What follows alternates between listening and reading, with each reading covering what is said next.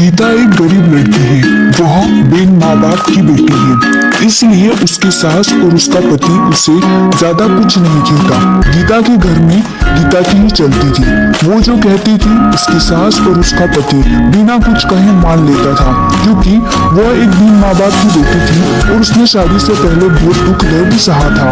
गीता घर का कोई काम नहीं करती थी, उसके घर का सारा काम उसका पति और उसकी सास करती थी और कुछ काम उसकी बेटी भी करती थी। गीता तो रोज अपना पर्स लेकर बाहर घूमने चली जाती थी।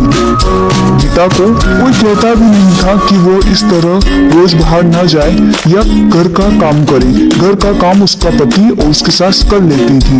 लेकिन एक दिन उसके पति को उसकी सास ने कहा कि बेटा, गीता को ना रोको टोको तो उसको समझाओ कि इस तरह रोज बाहर जाना सही नहीं होगा।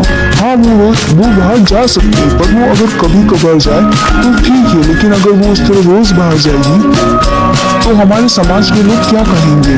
ये सब सुन के गीता का पति बहुत परेशान रहने लगा। उसे समझ ही नहीं आता था कि वो करे तो क्या करे। अगर वो गीता को कुछ कहता था तो गीता नाराज हो जाती। उसे समझ ही नहीं आता कि वो करे तो क्या करे। वो गीता को कुछ ज्यादा बोल भी नहीं सकता था और वो न ही माँ की बात टाल सकता था।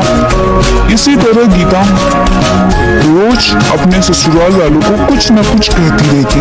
घर में कुछ भी करना हो गीता की ही चलती थी। वो अपने पति और अपनी सासू को बहुत बातें सुनाती थी। अगर उनसे कोई काम ठीक से नहीं होता तो भी वो उन्हें डांट लगाती थी। फिर भी उसका पति और उसकी सास चुपचाप उसकी सारी बातें सुनते रहते थे, ये सोचकर कि कभी न कभी गीता को एहसास होगा कि वो जो व्यवहार करती है वो सही नहीं है। हम उसे लाड़ प्यार करते हैं, इसका मतलब ये नहीं कि वो हवा में उड़ने लगी।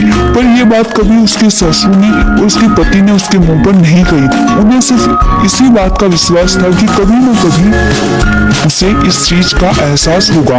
एक दिन ऐसे ही गीता अपनी सहेली रश्मि से मिलने जाती है। वो दोनों काफी दिनों के बाद मिलती है। रश्मि उसको सारी बातें बताती है कि कैसे उसकी सासू उस पर अत्याचार करती है और उसका पति भी उसकी सास की मदद करता है, उसे कुछ नहीं कहता। उसकी सास उसके पति को उसके खिलाफ भड़काती भी रहती है। वो चाहे कितना भी काम कर ले, कितनी भी अच्छी तरीके से घर की सारी साफ सफाई करे, सारा काम करे, फिर भी उसकी सासू उसमें नोकझोंक निकाली देती थी और उसका पति भी उसकी माँ का साथ देता था। जब ये बात रश्मि ने गीता को बताई तो गीता को एहसास हुआ कि वो तो अपने पति और अपनी सासू के साथ इतना बुरा व्यवहार करती है, घर का कोई काम नहीं करती, फिर भी उसकी सासू और उसका पति उसे कुछ नहीं कहता। वो उन्हें बार बार छोटी छोटी चीजों के लिए हजारों बातें सुनाती है, फिर भी उसके सासू ने उसे कभी नहीं डांटा। ये सुनकर गीता को अपनी गलती का एहसास होता है और वह घर जाकर अपनी सासू के सामने रोने लगती है। उन्हें सब बात बताती है कि उसे उसकी गलती का एहसास हो गया है कि उसने कितना गलत किया। तब उसकी सास उसे कहती है कि बेटा रो मत, हमें विश्वास था कि तुम्हें एक न एक दिन अपनी गलती का एहसास होगा और तुमने गलती चाहे कैसी भी की हो, लेकिन तुम्हें अपनी गलती का एहसास हो गया, बस यही बड़ी बात है। अब हम सब साथ मिलकर हंसी खुशी रहेंगे। तुम बिल्कुल शोक मत मनाओ, क्योंकि हमें पूरा भरोसा था कि तुम एक अच्छी लड़की हो और तुम्हें एक न एक दिन अपनी गलती का एहसास जरूर होगा। इसके बाद गीता और उसका परिवार साथ मिलकर हंसी खुशी रहने लगा। वो सब मिलकर सारा काम करते और हंसी खुशी जीवन यापन करते। अगर आपको स्टोरी अच्छी लगी हो तो वीडियो को लाइक और चैनल को सब्सक्राइब जरूर करें। इसी तरह